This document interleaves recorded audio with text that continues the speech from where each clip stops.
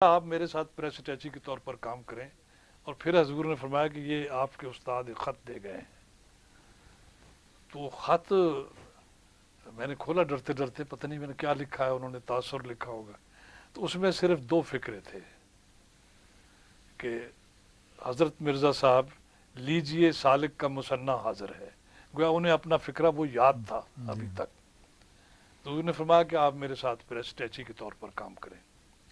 اب ہم press attaché کے طور پر کام کرنے کا مطلب یہ تھا کہ 24 گھنٹے رہنا ہے وہاں، جب چاہیں حضور بلا لیں. تو ایک دن وہاں پہلی دفعہ خواجہ ناظم الدین صاحب انجمن حمایت اسلام کے جلسہ سالانہ میں صدارت کے لیے تشریف لائے. تو وہاں مشاعرہ ہوتا تھا، انہوں نے مشاعرے کی صدارت کرنی تھی. میں تو انوائٹڈ نہیں تھا، اور اس کی کچھ وجوہ تھی.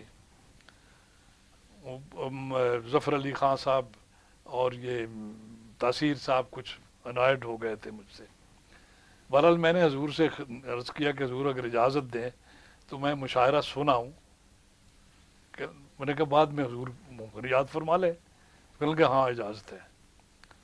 تو میں وہاں چلا گیا. میں چونکہ انوائٹڈ نہیں تھا، میں نے کوئی نظم وظم ساتھ نہیں لی، چلا گیا وہاں. تو وہاں جب پہنچے تو پریس گیلری میں بیٹھا. میں پریس ریپرزینٹیو تو میں تھا. اب پریس گیلری کے ایک کونے پہ میں بیٹھا ہوا تھا، دوسرے کونے پہ میمشین بیٹھے ہوئے تھے. یہ ان دنوں ہمارے جنرل سیکرٹری تھے. مشاعرہ چل رہا تھا، اور مشاعرت اکثر ہوٹ ہو رہے تھے شعراء. جب سیماب اکبر آبادی بھی ہوٹ ہو گئے تو اس کے بعد رہ گیا تھا صرف اسد ملتانی. وہ پڑھنے کے لیے بلوا لیے گئے تھے، اور پھر حفیظ تھے، بس حفیظ جلندری. تو میم شین صاحب نے کہیں رکا لکھ کے بھیج دیا سٹیج پر. اب سٹیج پر خواجہ ناظم الدین کے ایک طرف اے ڈی اظہر بیٹھے ہوئے تھے، اور ایک طرف تاثیر صاحب بیٹھے ہوئے تھے. پرنسپل تھے ان دنوں اسلامیہ کالج کے. خواجہ ناظم الدین اس وقت وزیر اعظم تھے یا گورنر جنرل تھے؟ Governor general. جی جی. تو وہ جناب انہوں نے رکا لکھا کہ ہمارے پریس گیلری کے شاعر کو بھی، ثاقب زیروی کو بلوایا جائے. اے ڈی اظہر نے جو جواب دیا، وہ جواب لانے والا میم شین کی بجائے مجھے دے گیا.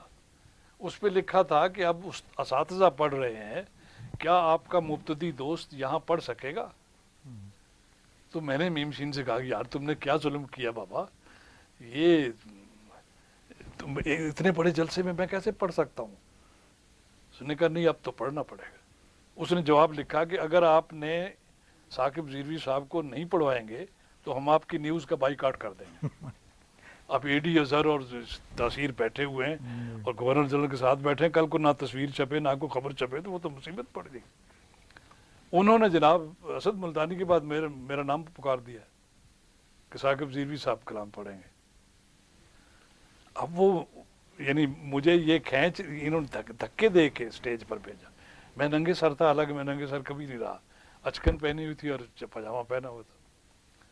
وہاں جا کے میں نے اپنی نظم ایک پڑھی جو 45 میں نے حضور کی یہاں جب 32 ڈیوس روڈ پہ اسلام کا اقتصادی نظام کی تقریر ہوئی وہاں بھی پڑھی تھی. میرا جواب اس تھا عنوان تھا. تو وہ میں نے جب پڑھی تو اس کے درمیان میں 2 بند جب پڑھ لیے تو میں پڑھا، ایک دھماکہ سا ہوا. تو معلوم ہوا کہ عورتوں نے تنابیں توڑ دی اور وہ مردوں کے پیچھے آ بیٹھے. خیر میں نے وہ نظم پڑھ دی ساری، وہ بہت مقبول ہوئی. تو جب میں جانے لگا تو گورنر جنرل صاحب نے میری اچکن پکڑ لی. کہنے لگے اب آپ کہاں جا رہے ہیں؟ آپ ایک اور نظم سنائیں. میں نے کہا حضور بات یہ ہے کہ میں تو انوائٹڈ نہیں تھا، یہ مجھے زبانی یاد تھی تو میں نے پڑھ دی.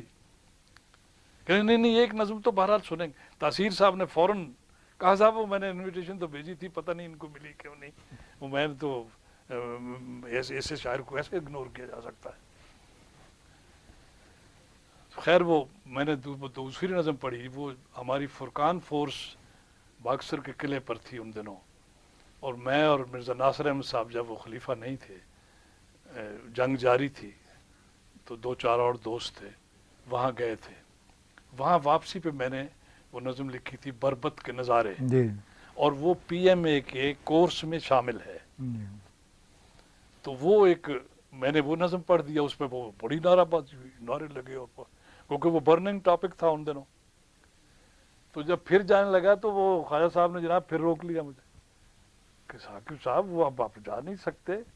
میں نے کہا حضور اب مجھے اور کوئی یاد ہی نہیں زبان. تو پہلی نظم دوبارہ سنا دیں. تو میں نے پہلی نظم پھر دوبارہ سنا دی.